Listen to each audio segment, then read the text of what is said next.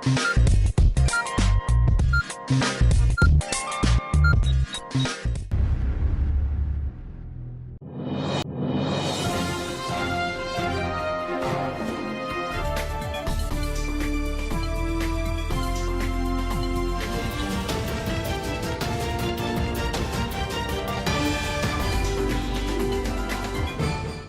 मी अगस्त्य पुन्हा एकदा तुम्हा सर्वांचं एडीएन बातमीपत्रात मनपूर्वक स्वागत करतोय।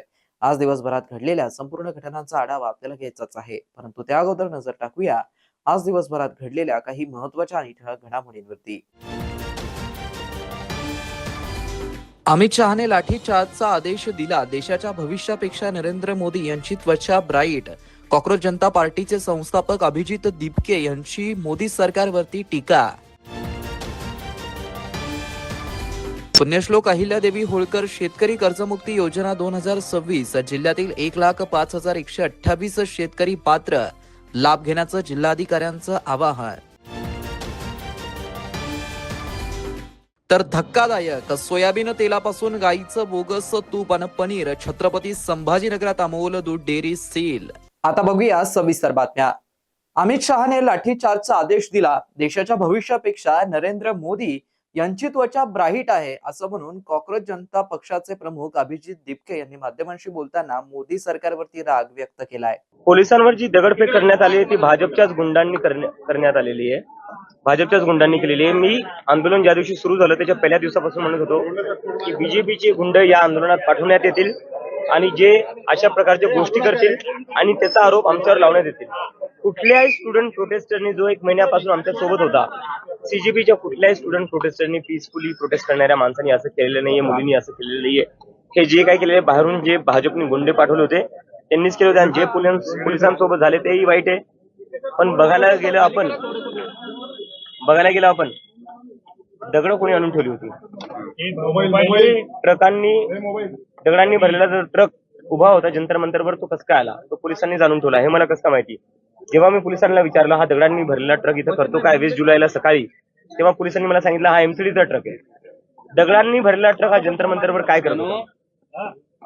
तर हे सगळं बीजेपीच्या प्लॅनिंगनी झालेलं आहे। बीजेपीच्याच लोकांनी पोलिसांवर दगडफेक केलेली आहे, मुलींवर अत्याचार केलाय, त्यांच्या प्रायव्हेट पार्ट्सवर लाठ्या मारल्यात, त्या पोलिसांना आम्ही सोडणार नाही। कमेंट मधून काय सांगायचं? कमेंट मधनं काय, मी जे आहे ते बोललोच, देशाच्या भविष्यापेक्षा नरेंद्र मोदी यांची त्वचा ब्राईट आहे। जंतर मंतरवर आता बिल्डिंग वगैरे परत सुरू झालाय मोठे आणि बॅरिकेड आता उंच बॅरिकेड। मला वाटतंय जंतर मंतरला सिक्युअर करण्यापेक्षा प्रोटेक्ट करण्यापेक्षा पेपर फुटी थांबवा। जे नवीन बिल आलं त्या बिलामध्ये यांनी काय बोललंय की पेपर फुटी झाल्यावर काय काय करण्यात येईल, गृहीत धरून चालताय की पेपर फुटणार आहे। पेपर फुटी थांबवण्यासाठी काय करणार आहे ते सांगा जनतेला।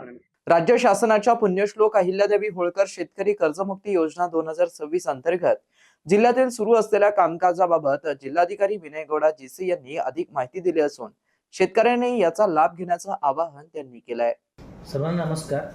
पुण्यश्लोक अहिल्यादेवी होळकर शेतकरी कर्जमुक्ती योजना 2026च्या यादी यायला सुरुवात झालेला आहे।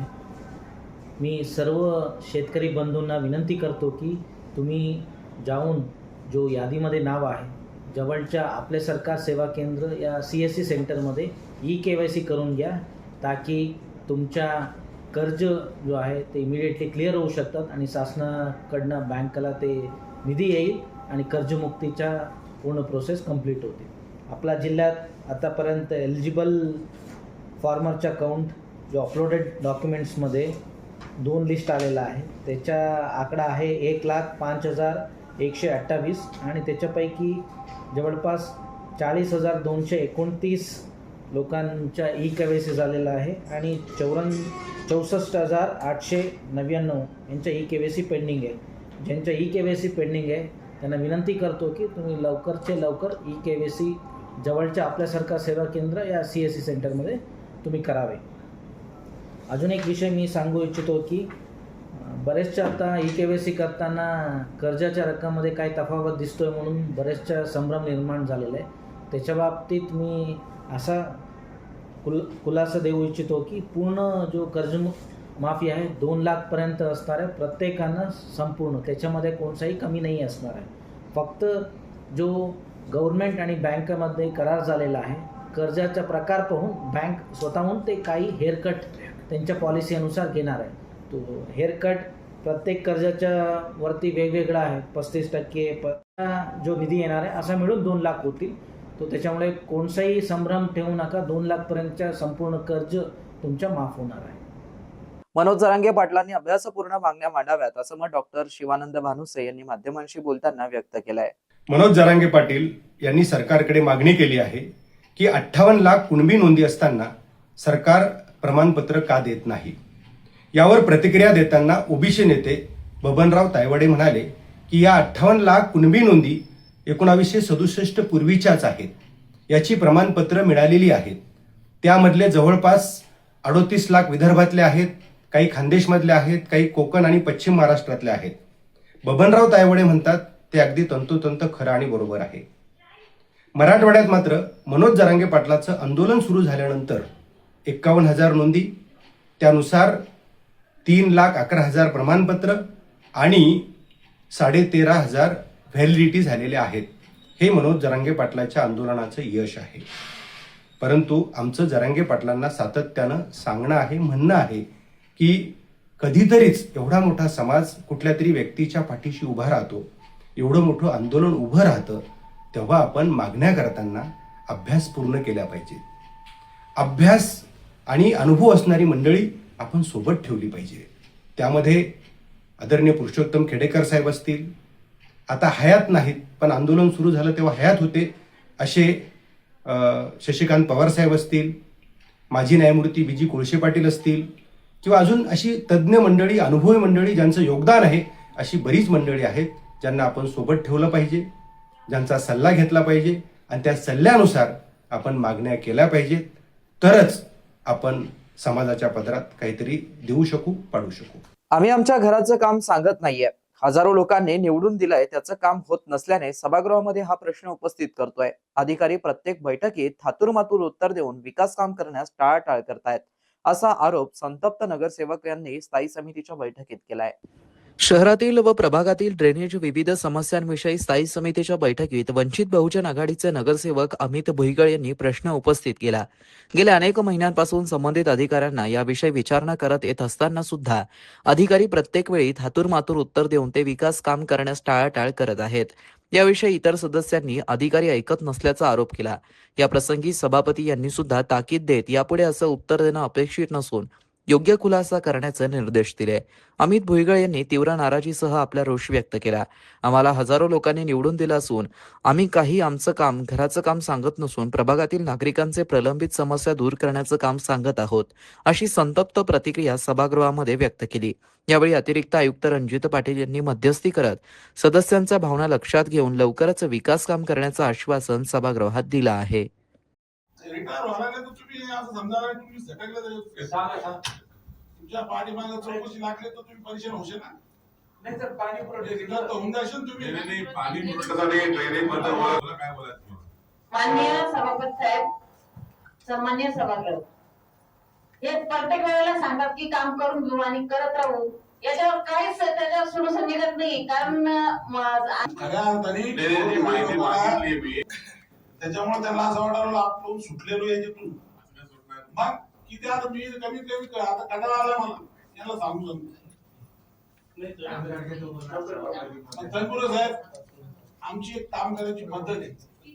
आम्ही त्या पद्धतीने जर काम करायला लागलो मग तुम्हाला मागच आहे. मी आजच्या ह्या सभापती साहेबांना सांगतो, नाही एक 2 महिने जर तुम्ही आमचं जर ऐकत नसेल, मी माझ्या घरचं काम नाही सांगेन तुम्हाला. लोकांच्या कंप्लेंट आलेले लोकांना त्रास झालेला आहे. काही ठिकाणी भेदभाव होतो, काही ठिकाणी पक्ष वाद होतो, काही ठिकाणी लाईनच बदलल्या गेलेली. आमच्याकडे दिल्ली गेट आहे, मुस्लिम एरिया 25 वर्ष झाले लाईन टाकेली. 50,000 लोकांमधून निवडून दिला आम्हाला. यार उत्तर बी असे देत आहे साहेब, त्याचं एखाद्या माणसाची शहर मला पटत नाही, सर्वसामान्यांना पटत नाही. एक तुम्ही जे बोलतात ना, काय संपलं आता विषय, हे चुकीचं आहे. नगरसेवक पण उत्तर दिलं पाहिजे. मी तुम्हाला आता आखरी सांगतो, नवीन नगरसेवक आले किती दिवसात तुम्ही करणार आहे, ऐकून घ्या. हे सगळ्यांचे प्रॉब्लेम आहे, किती दिवसात करणार. शहरवासियांना एक सुवर्ण संधी. तुम्ही एखादा व्यवसाय करताय का? मग एडियन वरती जाहिरात करा आणि मिळवा व्यवसायात मोठा फायदा. तर वाट कसली बघत आहात? आताच खाली दिसत असलेल्या नंबरवरती संपर्क करा. आपल्याला अजूनही काही बातम्यांचा आढावा घ्यायचा आहे, परंतु इथे वेळ झाली आहे एका छोट्याशा ब्रेकची. कुठे जाऊ नका, पाहत रहा एडियन न्यूज.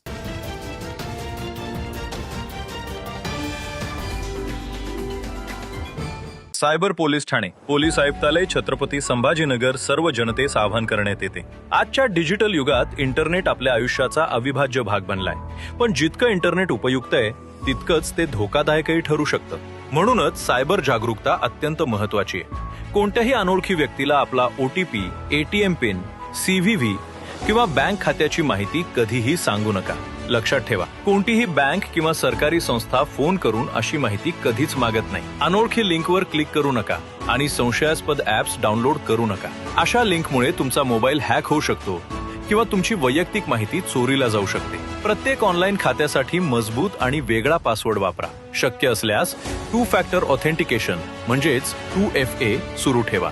यामुळे तुमच्या खात्याला अतिरिक्त सुरक्षा मिळते. ऑनलाईन खरेदी किंवा पैसे पाठवताना फक्त विश्वासार्ह वेबसाईट आणि अधिकृत ऍप्स वापरा. व्यवहार करण्यापूर्वी वेबसाईटचा पत्ता आणि पेमेंटची माहिती नीट तपासा. जर तुमच्यासोबत ऑनलाईन फसवणूक झाली असेल तर वेळ न दवडता राष्ट्रीय सायबर हेल्पलाईन 1930 वर तक्रार करा किंवा अधिकृत सायबर क्राईम पोर्टलवर तक्रार नोंदवा. लक्षात ठेवा, सायबर गुन्हेगार एका चुकीची वाट पाहत असतात, पण तुमची एक छोटी काळजी तुम्हाला मोठ्या आर्थिक आणि वैयक्तिक नुकसानीपासून वाचवू शकते. सुरक्षित रहा, सतर्क रहा आणि सायबर जागरूक नागरिक बना. धन्यवाद. हॅलो, आपण कंबोडियामध्ये कॉल सेंटर जॉबसाठी सिलेक्ट झाला आहात आणि जॉईनिंग पुढच्या आठवड्यात. इतक्या लवकर? तर विजा पण? अरे, टुरिस्ट विजावर जाऊन ट्रेनिंग सुरू करा. वर्क विजा मिळेलच तिथे. ट्रेनिंग मध्ये तौबा वाला डान्स शिकवणार. डान्स? कंबोडिया गेल्याबरोबर माझा पासपोर्ट हिसकावून घ्याल, गुलामी करून घ्याल, सायबर अपराध करून घ्याल, तर मी तर तौबाच करीन ना. मी नाही फसणार. कित्येक नकली एजंट विदेशी नोकरीचे आमिष दाखवून आपल्याला फसवतात. म्हणून नेहमी विदेश मंत्रालयाद्वारे व्हेरीफाय एजन्सीज निवडा आणि सगळे डॉक्युमेंट चांगल्या प्रकारे चेक करा. अशा फसव्या कॉलची तक्रार इथे करा. थांबा, विचार करा आणि ऍक्शन घ्या. 5 लाखाचे लोन पेपरवर्क शिवाय. कोड स्कॅन करा. भावाला लोन मिळेल. माझा भाऊ बिझनेस करेल पेपर वर्क शिवाय. आपण कोण? इझी लोन स्कॅमचा मास्टर माइंड. बँकेच्या चक्कर मध्ये तुम्हाला पडायचे नाही. सिव्हिल तुम्हाला माहित नाही, म्हणून इझी लोनचे आमिष देईन आणि मग डॉक्युमेंटेशन फीजच्या नावावर तुमच्याकडून घेईन पूर्ण 50,000. आणि माझं लोनसाठी आपल्या जवळच्या बँक शाखेत जा, अर्ज लावा आणि आम्हाला विसरून जा. माझ्या भावा, स्कॅमर सांगून नाहीयेत. इझी लोनचे प्रॉमिस करून सगळं काही लुटून घेऊन जातात. सायबर क्राईम पासून वाचायचं असेल तर थांबा, विचार करा आणि ऍक्शन घ्या. हॅलो, नमस्कार आमदार साहेब. मी पैसे वाढवा इन्व्हेस्टमेंट बँक मधून बोलतोय. आम्ही तुमचे पैसे 10 पटीने वाढवू शकतो. आम्ही तुम्हाला ग्रुप मध्ये ऍड केलंय आणि प्रूफ पण पाठवलंय. चेक करा. अय, खूपच कमाल आहे. माझेही पैसे वाढवा. सर, ग्रुप मध्ये जे सांगतात ना ते करत जा तुम्ही. अच्छा, हा असं आहे तर मग. काळजी करू नका. ज्या नंबरवरून तुम्ही फोन केलाय ना त्या नंबरला ट्रेस करतील पोलीस 2 मिनिटात आणि पकडून तुम्हाला आत करतील. अरे सर, हे काय केलं? तुमच्यासारख्या सुशिक्षित माणसाला ही लोक एका अनोळखी बनावट इन्व्हेस्टमेंट ग्रुपचा मेंबर बनवून तुम्हाला फसवतात. आम्हाला फसवतात? हो, तुम्ही पण कोणताही अनोळखी इन्व्हेस्टमेंट ग्रुप जॉईन बिलकुल करू नका. आणि तुम्हाला स्टॉक मार्केटमध्ये इन्व्हेस्ट करायचं असेल तर फक्त सेबी अप्रूव्ड ऍप्स द्वारे. सायबर क्रिमिनल्स वापरून तुमच्या पैशांची हाव आणि घालतात तुमच्यावरच घाव.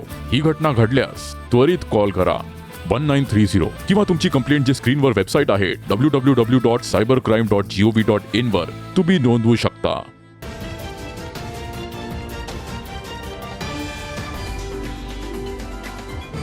ब्रेक नंतर पुन्हा एकदा स्वागत. आपण बघत आहात एडियन बातमीपत्र. छत्रपती संभाजीनगर शहरातील अन्न व औषध प्रशासनाने भेसळयुक्त अन्न पदार्थांविरुद्ध मोठी आणि धडक कारवाई करत MIDC चिकलठाणा परिसरात असलेल्या मेमर्स अमोल दूध डेअरीवरती छापा टाकून थेट रिफाइंड सोयाबीन तेलाचा वापर करून बोगस शुद्ध गाईचं तूप आणि अॅनालॉग पनीर तयार करणाऱ्या अत्यंत धोकादायक रॅकेटचा भांडाफोड केलाय. FDAच्या पथकाने MIDC Chikalthana service industry plot number C45 येथील दामोदर केदार यांच्या मालकीच्या मेमर्स अमोल दूध डेअरीवर छापा मारला. या कारवाई दरम्यान प्रशासनाला घटनास्थळी रिफाइंड सोयाबीन ऑइलचे 10 ते 12 नॉन फूड ग्रेड बॅरल्स आढळून आले. तपासात या सोयाबीन तेलाचा वापर भेसळयुक्त गाईचे तूप, क्रीम आणि अॅनालॉग पनीर बनवण्यासाठी केला जात असल्याचं उघड झालं. एफडीएने 3,12,380 रुपये किमतीचा 950 किलोचा साठा घटनास्थळावरून जप्त केला. तपासात अमोल दूध डेअरीतून तयार होणारे भेसळयुक्त गाईचे तूप आणि पनीर शहरातील प्रसिद्ध लक्ष्मी डेअरीच्या 3 रिटेल दुकानांना पुरवलं जात असल्याचं समोर आलं. त्यानंतर एफडीएच्या पथकानं टीव्ही सेंटर एरिया, कामगार चौक एरिया आणि दर्गा रोडवरील श्रीराम चौक परिसरात लक्ष्मी डेअरीच्या 3 दुकानांवर एकाच वेळी धडक कारवाई केली. तेथून 41 किलो किमतीचा म्हणजेच 29,300 रुपये किमतीचा गाईच्या तुपाचं अन्न घेऊन नमुने सर्व साठा जप्त करण्यात आला. अन्नातील ही जीवघेणी भेसळ लक्षात घेता एफडीए प्रशासनाने अमोल दूध डेअरीचा उत्पादन परवाना तात्काळ निलंबित केला असून डेअरी युनिट पूर्णपणे सील करून बंद करण्यात आलंय. ही कारवाई अन्न व औषध प्रशासनाचे सहआयुक्त श्रीकांत करगळे यांच्या मार्गदर्शनाखाली सहाय्यक आयुक्त दयानंद पाटील, अन्न सुरक्षा अधिकारी वर्षा रोडे, कीर्तिका झाडे, प्रज्ञा सुरसे, फरीद सिद्दीकी आणि योगेश सेवादे यांच्या पथकाने केली आहे. छत्रपती संभाजीनगर महानगर प्रदेश विकास प्राधिकरण अंतर्गत समाविष्ट 313 गावांचा आणि झालर क्षेत्रांचा सुनियोजित व सर्वसमावेशक विकास करण्यासाठी प्राधिकरणाच्या पायाभूत सुविधांचा अभ्यास, विश्लेषण, मॅपिंग आणि इतर बाबींच्या कामकाजाचा प्राधिकरणाने आयुक्त तथा विभागीय आयुक्त जी श्रीकांत यांनी आज आढावा घेतलाय. छत्रपती संभाजीनगर महानगर प्रदेश प्राधिकरणाच्या कार्यालयातील सभागृहामध्ये कामकाज आढावा बैठक आयोजित करण्यात आली होती. यावेळी छत्रपती संभाजीनगर प्राधिकरणाचे महानगर नियोजनकार हर्षल भाविस्कर, महानगर उपायुक्त लखीचंद चव्हाण तसेच वरिष्ठ अधिकारी उपस्थित होते. आयुक्त जी श्रीकांत यांनी प्राधिकरण क्षेत्रातील नागरिकांना दर्जेदार नागरी सुविधा उपलब्ध करून देणं आणि नियोजित विकास साध्य करणं हेच प्राधिकरणाचं प्रमुख उद्दिष्ट असल्याचं सांगत त्या अनुषंगाने प्राधिकरण कार्यप्रणाली समजावून सांगण्यासाठी प्राधिकरण क्षेत्रातील सर्व गावातील लोकप्रतिनिधी, जिल्हा परिषद, महसूल आणि संबंधित अधिकारी कर्मचाऱ्यांसाठी कार्यशाळा आयोजित करावी तसेच संबंधित अधिकारी कर्मचारी यांच्या कर्तव्य व जबाबदारीची निश्चिती करावी अशी सूचना केली. त्याबरोबरच 1 ऑगस्ट पासून प्राधिकरणाचे कार्यालयीन कामकाज ई-ऑफिस प्रणालीद्वारे सुरू झालंच पाहिजे, त्या अनुषंगाने आवश्यक कार्यवाही करण्याचे निर्देश दिले. तसेच वेरूळ कृष्णेश्वर मंदिर परिसरातील घनकचरा व्यवस्थापनासाठी कंत्राटदाराची निवड करणं, आपल्या सरकार पोर्टलवरील तक्रारी प्राप्त झाल्यास त्याचे निवारण करणं, 7 दिवसांपेक्षा अधिक देयके प्रलंबित राहणार नाही याची दक्षता घेणं, प्राधिकरण हद्दीतील अनधिकृत मालमत्ता गुंठेवारीवरील आलेले प्रस्ताव, मंजूर, नामंजूर आणि प्रलंबित प्रस्तावांची माहिती याबाबतचा आढावाही आयुक्त जी श्रीकांत यांनी घेतला. तसेच छत्रपती संभाजीनगर महानगर प्रदेश विकास प्राधिकरण कार्यालयासाठी किमान 2 एकर शासकीय जागा असण्याबाबत पाठपुरावा करण्याच्या सूचनाही आयुक्त जी श्रीकांत यांनी संबंधित अधिकाऱ्यांना केल्या. यावेळी त्यांनी मसिया, क्रेडाई, CSN फर्स्टचे प्रतिनिधी, पदाधिकारी यांच्याही समस्या जाणून घेतल्या. मराठवाड्यातील उद्योगांना जागतिक बाजारपेठेशी जोडण्यासाठी तसेच नव्या उद्योजकांना निर्यातीसाठी आवश्यक मार्गदर्शन, प्रशिक्षण व संधी उपलब्ध करून देण्याच्या उद्देशाने chamber of Marathwada industries and agriculture तर्फे मराठवाडा निर्यातदार मंच या उपक्रमाचा उद्घाटन सोहळा 30 जुलै रोजी उत्साहपूर्ण वातावरणामध्ये पार पडला. या कार्यक्रमाला उद्योग क्षेत्रातील मोठ्या संख्येने उद्योजक उपस्थित होते. कार्यक्रमाचे प्रमुख पाहुणे म्हणून परराष्ट्र व्यापार महासंचालनालय मुंबईचे उपमहासंचालक विश्वजित चिमनकर उपस्थित होते. तसेच इंडोनेशिया प्रजासत्ताकच्या वाणिज्य दूतावासातील आर्थिक व्यवहाराचे वाणिज्य दूत ज्योती अप्रियनदाता सिरेगार आणि तैवान परकीय व्यापार विकास परिषदेचे संचालक व्हिकलिन हे विशेष अतिथी म्हणून उपस्थित होते. निर्यातदार मंचाच्या यावर्षीच्या उपक्रमात एकूण 80 उद्योगांनी सहभाग घेतला. प्रमुख पाहुणे विश्वजित चिमनकर यांनी आपल्या मार्गदर्शनात सांगितलं की देशाच्या आर्थिक प्रगतीमध्ये निर्यातींची भूमिका अत्यंत महत्त्वाची असून निर्यात वाढवणं हे परराष्ट्र व्यापार महासंचालनालयाच्या प्रमुख उद्दिष्टांपैकी एक आहे. ते म्हणाले की उद्योगांनी जागतिक बाजारपेठांचा शोध घेऊन निर्यातीकडे वाटचाल करावी. निर्यात केवळ विक्री वाढीत नाही तर उद्योगांचं ज्ञान, गुणवत्ता, स्पर्धात्मक आणि व्यवस्थापन क्षमता देखील वाढवतं. उद्योगांना शासनाच्या विविध योजनांची माहिती देण्यासाठी परराष्ट्र व्यापार महासंचालनालयातर्फे विशेष ऑनलाईन मार्गदर्शन सत्र आयोजित करण्यात येणार असल्याची घोषणाही त्यांनी केली. कार्यक्रमाच्या शेवटी आयोजित संवादात्मक प्रश्नोत्तर सत्रात उपस्थित उद्योजकांनी इंडोनेशिया आणि तैवानमधील कृषी उत्पादनांच्या निर्यातीच्या संधी, आयात पर्याय, आगाऊ परवानगी योजना तसेच नव उद्योगांसाठी आंतरराष्ट्रीय बाजारपेठेतील संधी या संदर्भात विविध प्रश्न उपस्थित केले. या उद्घाटन कार्यक्रमाला उद्योग क्षेत्रातून उत्स्फूर्त प्रतिसाद मिळाला. मराठवाडा निर्यातदार मंच 2 या उपक्रमासाठी 80हून अधिक उद्योगांनी सहभाग नोंदणी केली असून जागतिक बाजारपेठेत विस्तार करण्यासाठी प्रदेशातील उद्योगांमध्ये वाढता उत्साह असल्याचं या प्रतिसादातून स्पष्ट झालं. कार्यक्रमाचं सूत्रसंचालन तेजस कुलकर्णी यांनी केलंय तर पंकज गायकवाड यांनी आभार प्रदर्शन केलं. मराठवाड्याची कन्या धनश्री शेषराव पठाडे हिने नुकतंच स्वित्झर्लंडमधील जिनेव्हा येथे झालेल्या वर्ल्ड इकॉनॉमिकल फोरमच्या मुख्यालयातील ग्लोबल शेफर्स अॅन्युअल समिट 2026 मध्ये पुणे हबचं प्रभावी प्रतिनिधित्व करत जागतिक व्यासपीठावरती कर्तृत्वाचा ठसा उमटवला आहे. सिग्नल्स फॉर फ्युचर या मुख्य संकल्पनेवरती आधारित या आंतरराष्ट्रीय परिषदेमध्ये जगभरातील 120 हून अधिक देशातील सुमारे 450 युवा नेते सहभागी झाले होते. स्थानिक समस्यांवरती युवकांच्या माध्यमातून शाश्वत उपाय शोधणं आणि जागतिक स्तरावरती सकारात्मक बदल घडवणं हा या परिषदेमागचा मुख्य उद्देश होता. ग्लोबल शेफर्स कम्युनिटी ही वर्ल्ड इकॉनॉमिकल फोरमचा एक भाग आहे. विविध सत्रांमध्ये यांनी सहभाग घेतला. छत्रपती संभाजीनगरची धनश्री पठाडे सध्या ग्लोबल शेफर्स कम्युनिटी पुणे हबच्या क्युरेटर म्हणून कार्यरत आहे. या परिषदेदरम्यान तिने AI, शाश्वत विकास, मानसिक व महिला आरोग्य, युवक रोजगार, प्लास्टिक प्रदूषण, डिजिटल सुरक्षितता आणि लँजिव्हिटी इकॉनॉमी या विषयांवरील सत्रांमध्ये सक्रिय सहभाग नोंदवला आहे. यशस्वी श्रेय ग्लोबल शेफर्स कम्युनिटीला देते. या यशाचं श्रेय धनश्री पठाडे यांनी संपूर्ण ग्लोबल शेफर्स कम्युनिटी पुणे हबमधील सर्व शेफर्स, माजी सदस्य आणि आपल्या प्रवासामध्ये साथ देणाऱ्या प्रत्येकाला दिला आहे. एका सामान्य मराठी मुलीवर विश्वास ठेवून तिला नेतृत्वाची संधी देऊन आणि समाजासाठी काम करण्याचा आत्मविश्वास देणाऱ्या समुदायामुळे जागतिक स्तरावरती पुणे हबचं प्रतिनिधित्व करण्याची संधी मिळाल्याचं धनश्रीने सांगितलं. यंदाच्या कार्यकाळामध्ये हरित कुमार आणि शर्वरी रास्ते यांच्यासोबत धनश्री पठाडे पुणे हबच्या क्युरेटरशिप टीमचं नेतृत्व करत आहे. 2012 मध्ये अंशु गौर यांनी पुण्यात ग्लोबल शेफर्स निर्माण केला आहे. याच परंपरेचा आणि संस्कृतीचा वारसा पुढे नेत पुणे हबने गेल्या अनेक वर्षात उभा केलेला प्रभाव अधिक सक्षम करण्यासाठी आणि नव्या युवकांना समाज परिवर्तनाच्या प्रवासात सहभागी करून घेण्यासाठी यंदाची क्युरेटरशिप टीम सातत्याने कार्यरत आहे. शेवटी पुन्हा एकदा नजर टाकूया आज दिवसभरात घडलेल्या काही महत्त्वाच्या आणि ठळक घडामोडींवरती. अमित शहाने लाठीचार्जचा आदेश दिला. देशाच्या भविष्यापेक्षा नरेंद्र मोदी यांची त्वचा ब्राईट. कॉक्रोच जनता पार्टीचे संस्थापक अभिजित दिपके यांची मोदी सरकारवरती टीका. पुण्यश्लोक अहिल्यादेवी होळकर शेतकरी कर्जमुक्ती योजना 2026 जिल्ह्यातील 1,05,128 शेतकरी पात्र. लाभ घेण्याचं जिल्हाधिकाऱ्यांचं आवाहन. तर धक्कादायक सोयाबीन तेलापासून गाईचं बोगस तूप आणि पनीर. छत्रपती संभाजीनगरात अमोल दूध डेअरी सील. आणि याबरोबरच हे बातमीपत्र इथेच संपलं. पुन्हा भेटूया पुढील बातमीपत्रात. तोपर्यंत पाहत रहा आपल्या हक्काचं बातमीपत्र ADN न्यूज.